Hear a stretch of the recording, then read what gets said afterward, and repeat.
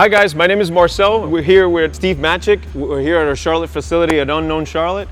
And today we have the privilege of checking out this really cool Jeep. He's got a lot of knowledge about it and its history. There's so many cool things we need to go over, and I'm happy and excited to be here with him showcasing this vehicle.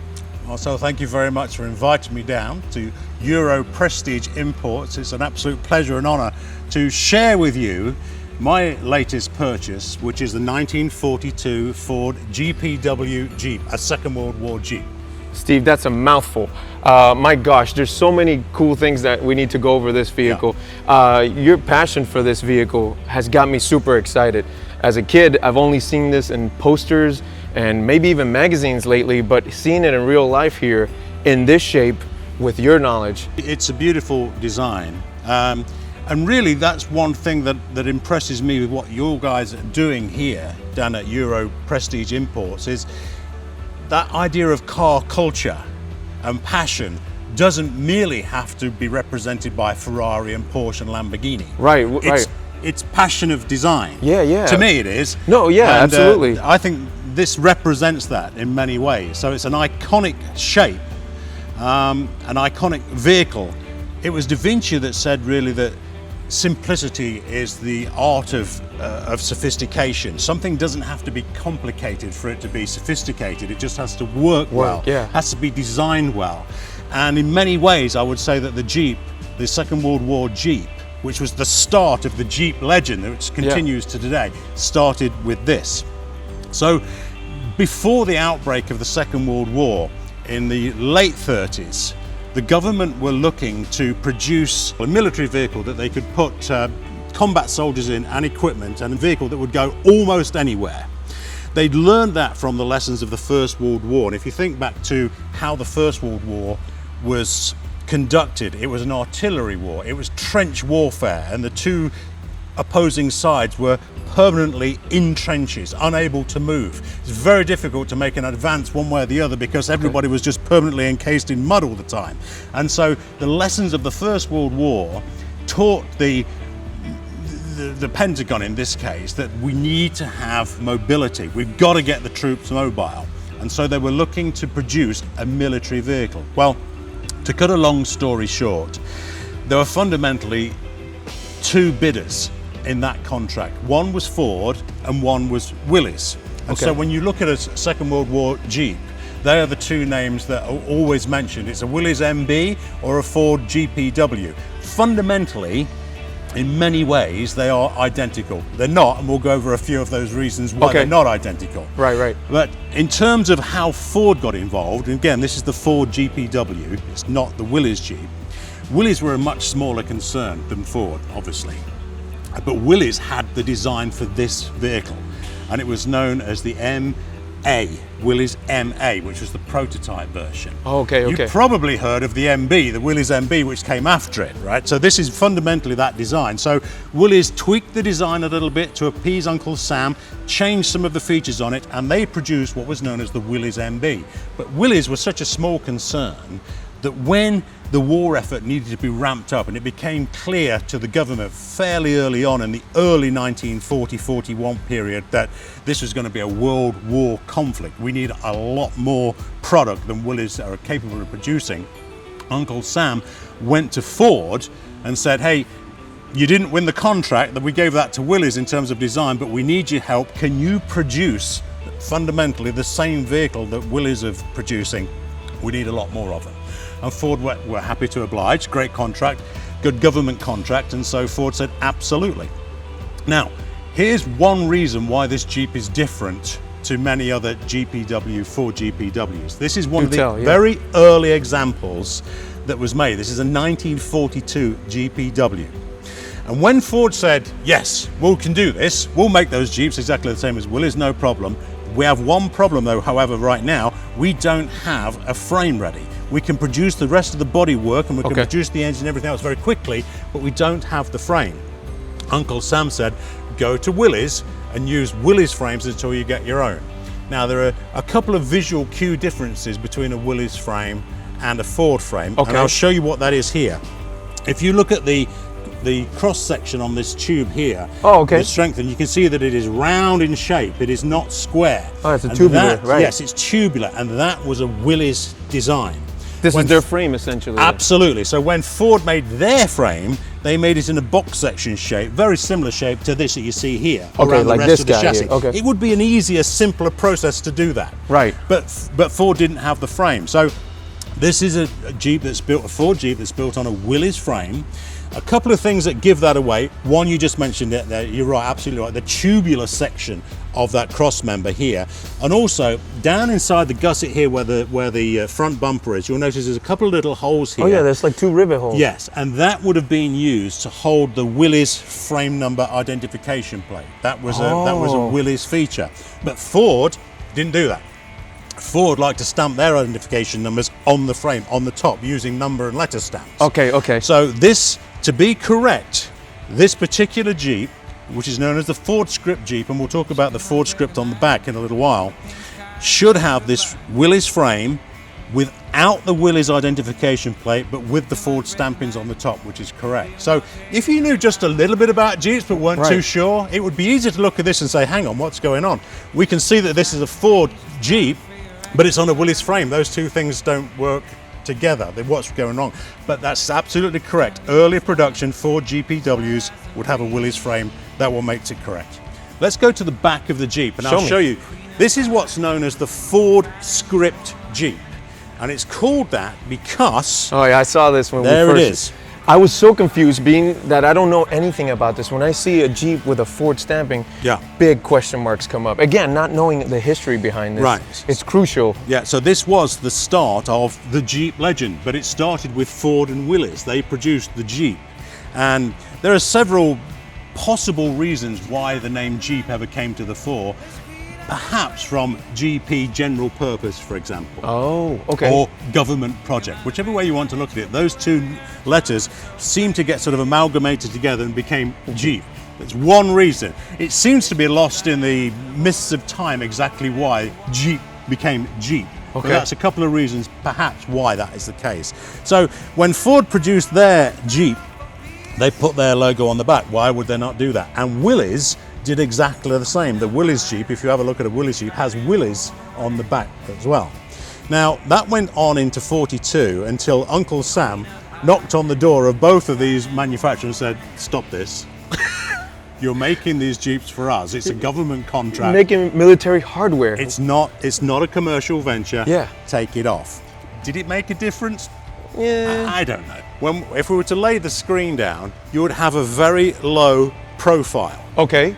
And that was important because they wanted this Jeep to effectively disappear when it was in the countryside so that enemy troops couldn't spot it. Oh, there's no glare, there's no reflection. So also, yes, you're exactly right. One of the big disadvantages of having glass was the glare, because as we know, when you're on a desert island and you're trying to attract attention, you use a mirror to get the glare for aircraft to notice where you are. Well, enemy aircraft could very easily see the glare from glass. So the first thing the troops did when they were in a combat zone was to lower the screen down onto the hood, onto the bonnet. And then they would also supply a canvas, effectively a canvas cover to go over the glass, not really to protect the glass from damage, but stop it from flashing back up to the troops, up to the aircraft, yeah. So we wanted a very low profile, front and rear and to the sides. And also, a lot of these vehicles were transported by military cargo plane, and so there was a desire to keep them small. You had to make them as small as possible. Transportable, yeah. Because you've got to get them. Remember, the idea was that these would be made for the D-Day invasions in June of 44. So if we lift the hood up, if we lift the bonnet up, and look here, you can see the engine and the transmission and everything is serviceable, it's small, it's compact. You have access to spark plugs right away. Spark plugs on the top, the distributor is here, points and condenser ignition. It's 6 volts, but that was standard at the time. Yeah, yeah. One of the later modifications, conversions to these Jeeps would be to make them 12 volts to more contemporary electronics. Right. But this Jeep, thankfully, has been restored exactly as it was built, exactly as it left the factory. and so it's on 6-volt system. The fuel filter is here at the top. The generator is easy to get to. The oil filter is mounted in here.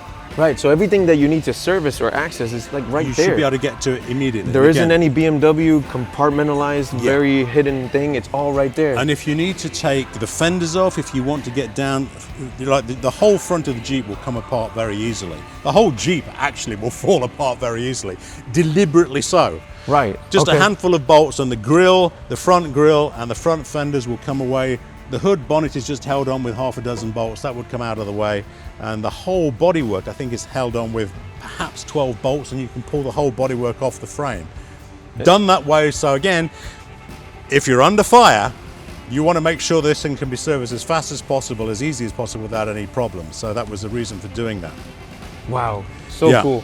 All this stuff here that I'm seeing, like for example, the drive belt, I'm assuming that what is this bracketry for? Is this to be able to change it on site? That's exactly right. If you look here, look, there's a little handle to be able to pull the belt, pull the generator, not an alternator. Pull and the you release the generator. tension from the belt. Yes, and the explanation I've heard for that is twofold. Not merely because that would make it easy to change the fan belt in the field at midnight in the rain under enemy fire, but also when the troops needed to ford rivers, you didn't want the fan belt to be working the fan itself and splashing water onto the electronics. So when the troops were driving through rivers, fording as they say, disconnect it, that would stop the fan running, that would keep the water down and hopefully prevent a lot of the electronics, which is very basic electronics at the time. Right. Remember, this is 1942. It's nearly 80 years old. It'll be 80 years old next year. So it's very fundamental in its design and construction. Yeah, and then looking at the carburetor and looking at all the height of that, it's placed as high as it can be so that it can for exactly do water that ingress, reason. waking as high as it can be. Yeah, they had to be as serviceable as possible, as reliable as possible. And many terrains as they could cross as possible. That's exactly right. I talked to a gentleman called George Baxter from Army Jeep Parts, who in my opinion is perhaps the world's leading expert on Jeeps. So that is the go-to person for these vehicles. Yes, extremely kind, extremely professional, and I'm sure, you know, if anybody wanted any help or advice or guidance on Jeeps, he'd be the guy to get to. The internet's our friend with all of that, so if you look for George Baxter's name, his name will come up. You know, if I wanted to discuss Formula One engineering, I would perhaps talk to Ross Brawn, who was my former technical director at Benetton, because I believe he's the world expert in Formula One technology and strategy. But George Baxter is the the Jeep expert. In my opinion, there's no doubt about that. So his advice was very key and helpful to me when I was searching for the correct Jeep to buy. And I gotta ask you, how did you come from being someone that loves these vehicles to ever wanting to own it? I mean, as a kid, we all start playing with toy cars, maybe, video games, maybe, but here you are as an adult, and now you have your own sort of toy. Real life, real like function. you know, I've always been fascinated with them. I've always liked the story of the Jeep. There is a story, whether it's lore or legend or fact, that Enzo Ferrari, when he was first introduced to the Ford GPW and the Willys MB Jeeps, he said, "That is America's first true sports car." Yeah. What a stinger. What a thing to say. So, you know, but when Enzo was a mechanic and a machinist by trade, and he could see immediately when he looked around it what an incredible design it is. Absolutely perfectly designed for what it's supposed to be. I'll tell you one little extra secret about this car, about this Jeep, that just highlights that.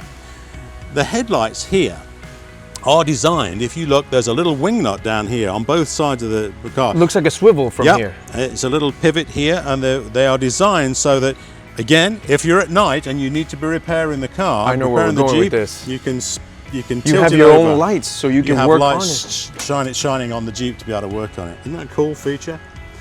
Well, besides the modular construction of everything, I know everything is function built, but I see random things I have so many questions about. I mean, I can see that the glass goes up, so it becomes sort of like the way that you get air inside the cabin, so to speak. I see that the windshield comes down. I see the convertible frame. But I see handles here, and what are these handles doing here? It's not helping me get in because I don't need that. Well, there's two reasons for them to be there. One is the grab handles are designed so they'll help you to lift the body off if you need to get the body off. Right? Remember, just lift it straight up off the frame when you take the mounting bolts out. But also, remember, these Jeeps had to go everywhere. And so if it got bogged down in the mud, they're four-wheel drive, but if it was bogged down in the mud, you need your teammates, your guys, grab a handle. Grab a handle and pull it up. Let's do it. Let's get moving. And also, guys would hang kit bags off here. They would hang all sorts of stuff, water bottles and spades and extra equipment. Anything would be put onto those handles. But that's the original idea, to my understanding, is two reasons. One, simply to lift it off, and two, get the Jeep moving again. Yeah, wow, the fuel cool. tank is not mounted underneath the car. Yeah, like in modern cars, you're thinking safety, you're thinking back there. The driver was actually sitting right on top of the fuel tank, and if you look here, oh my God, here's the seat. Clearly for the driver, the seat's squab at the bottom, but if you lift it up, here's the filler for the tank, and that's the fuel pump. And there's the fuel gauge, but this is the tank. So what could possibly go wrong with that in a combat situation? Well, these guys weren't smoking during war or anything. So there it is. So again, I must say it's a Willys design, not particularly a Ford design. Ford put their own little touches to it, but it's a Willys design. But they wanted to make sure they got the best use of every square inch of space. So we'd have luggage compartments at the back here. There's not much, but there would be luggage compartments at the back, left and right, to put tools in. The rear seat just folds down here.